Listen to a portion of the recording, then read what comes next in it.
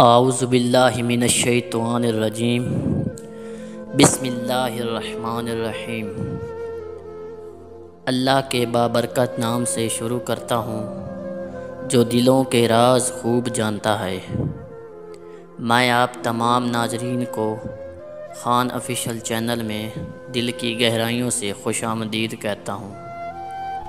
اللہ پاک سے دعا کرتا ہوں کہ اے اللہ ہمارے ہر کام میں بہتری عطا فرما اور ہمیں آخرت کی ذلت اور رسوائی سے بچا لے۔ بے شک تو ہر چیز پر قادر ہے، آمین یا رب العالمین۔ ایک ولی اللہ کی مقبولیت۔ بصرہ کا ایک سردار ہمیشہ اداس اور غمگین رہتا تھا۔ کسی نے اس سے دریافت کیا کہ آخر اس پریشانی کا سبب کیا ہے۔ اس پر سردار نے جواب دیا کہ بات کہنے کی نہیں پر کہی جاتی ہے کہ مجھ سے ایک ولی اللہ کی خدمت میں کچھ بے ادبی ہو گئی تھی، اس لیے ڈرتا ہوں کہ قیامت کو اس کے مواخذے میں گرفتار نہ ہو جاؤں۔ واقعہ یہ پیش آیا کہ میں ایک مرتبہ زیارت بیت اللہ کو چلا اور سب دوست و آشنائے عزیز و اقارب رخصت کرنے آئے۔ حسب دستور کچھ دور چل کر میں نے سب کو لوٹا دیا، مگر ایک شخص زید جو میرے خاص میں سے تھا واپس نہ ہوا اور اس نے میرا پیچھا نہ چھوڑا۔ مجبور ہو کر میں نے اس کو جھڑک دیا کہ بیت اللہ کا جانا بھی کوئی آسان سمجھا جاتا ہے۔ جو پیادہ پا چلنے کو تیار ہو گیا، میرے ساتھ نہ آ اور جس راہ سے تیرا جی چاہے چلا جا۔ کہنے لگا، اے آقا، کیا خدا اس پر قادر نہیں کہ تم کو زادِ راہ جلد پہنچا دے اور مجھ کو بے یار و مددگار اور بلا توشہ چھوڑ دے؟ یہ کہہ کر اس نے اپنی راہ لی اور میں اپنے راستے سے چلتا بنا راستہ پر کہیں وہ مجھ کو نظر نہ آیا، واللہ عالم کہاں پوشیدہ ہو گیا۔ جب خدا کے فضل سے مناسک حج سے فارغ ہو کر میں مدینہ طیبہ کو چلا تو کیا دیکھتا ہوں کہ زید آ گیا اور السلام علیکم کہہ کر میرے پاس بیٹھ گیا۔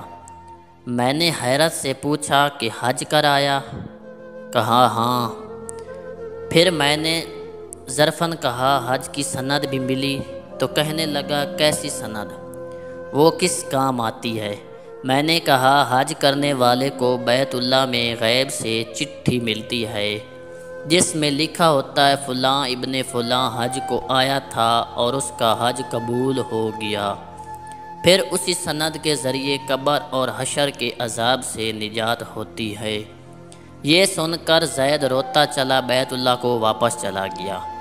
جب میں حضور اقدس صلی اللہ علیہ وآلہ وسلم کی زیارت سے فارغ ہو کر لوٹا تو کیا دیکھتا ہوں کہ زید پھر آ گیا اور السلام علیکم کے بعد ایک چٹھی میرے سامنے رکھ دی جو ایک نہایت عمدہ ریشمی کپڑے میں سبز خط سے زید کے عذاب قبر اور حشر سے نجات کے لیے لکھی تھی۔ یہ دیکھ کر میرے ہوش اڑ گئے۔ پھر ذرا سکون ہونے پر میں نے معلوم کیا کہ اے زید بتا تو اس کی حقیقت کیا ہے؟ آخر یہ دولت بے مثال تجھ کو کس طرح میسر آئی؟ تب اس نے بتایا کہ سنو بھائی، جب میں بیت اللہ پہنچا تو کعبۃ اللہ حاجیوں سے بالکل خالی تھا۔ اس وقت میں نے گڑ گڑا کر زارو قطار رونا اور چلانا شروع کیا کہ اے مالک دو جہاں، کیا غریب گنہگاروں کا حج بھی قابل قبول نہیں جو مجھ کو حج کی سند نہیں ملی؟ کیا غریبوں کا کعبہ اور صاحب کعبہ اور ہے جو وہاں جا کر سند لاؤں؟ مجھ کو قسم ہے تیری عزت و جلال کی، جب تک چٹھی نہ پاؤں گا کعبہ سے باہر نہ جاؤں گا اور روتے روتے یہیں مر جاؤں گا۔ اچانک غیب سے آواز آئی کہ اے زید، نجات کی چٹھی لے اور جا اپنی راہ لے۔ پھر یہ چٹھی میرے ہاتھ میں آ گئی جس کو لے کر میں چلا آیا۔ یہ سن کر میری حیرت کی انتہا نہ رہی کہ اللہ اللہ، اس شخص کا یہ عالی مرتبہ ہے جس سے میں آج تک واقف نہ تھا۔ پھر عزت و اکرام کے ساتھ میں اس کو اپنے ہمراہ بصرہ لے آیا اور وہ چٹھی نہایت احترام و تعظیم کے ساتھ معطر و معمر کر کے صندوق میں بند کر دی۔ جب کبھی جی چاہا تو کمال ادب و احترام سے نکال کر اس کی زیارت کر لیتا، چومتا اور آنکھوں سے لگاتا تھا اور پھر محفوظ کر دیتا۔ اتفاقاً میں کہیں سفر میں تھا کہ میرے پیچھے زید کا وصال ہو گیا۔ جب میں واپس آیا تو اس خبر سے میرے رنج و قلق کی انتہا نہ رہی کہ افسوس میں ایسے ولی کی تجہیز و تکفین میں بھی شریک نہ ہو سکا۔ پھر اچانک مجھ کو وہ چٹھی یاد آئی جو میرے باکس میں محفوظ تھی۔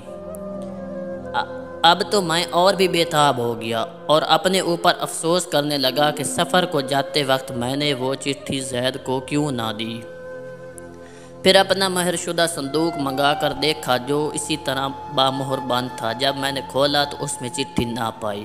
اب تو میرے غم و علم کا کچھ ٹھکانہ نہ رہا اور ایک حشر کا عالم برپا ہو گیا۔ زاروں قطار رونے لگا اور روتے روتے سو گیا۔ کیا دیکھتا ہوں کہ طرح طرح کی سجی ہوئی جنت میں زید سر پر ایک تاج رکھے ہوئے زرق برق لباس میں تختہ جواہر پر جلوہ افروز ہے اور اس کے چاروں طرف حوروں کے جمگٹے ہیں۔ میں نے قریب جا کر سلام کیا تو اس نے کہا، اے آقا اس قدر پریشان کیوں ہو؟ میں نے کہا، مجھے یاد نہیں وہ چٹھی تو نے مجھے دے دی تھی۔ کہنے لگا، وہ تو یہ موجود ہے اور اس کی بدولت یہ دولت و حشمت مجھ کو حاصل ہوئی۔ اب آپ کچھ تردد نہ کیجئے، میں اپنی من مانی مراد کو پہنچ گیا۔ سبحان اللہ، جو اللہ کا ہو جاتا ہے اللہ تعالیٰ اس کی سب مرادیں پوری کر دیتا ہے۔ دعا ہے اللہ تعالیٰ ہم سب کو بھی اس واقعے سے سبق حاصل کر کے اس پر عمل کرنے کی توفیق عطا فرمائے، آمین یا رب العالمین۔ ویڈیو اچھی لگی ہو تو ویڈیو کو لائک کر دیں، چینل کو سبسکرائب کر دیں اور ساتھ میں لگے ہوئے گھنٹی کے نشان کو دبانا نہ بھولیں۔ شکریہ دوستوں۔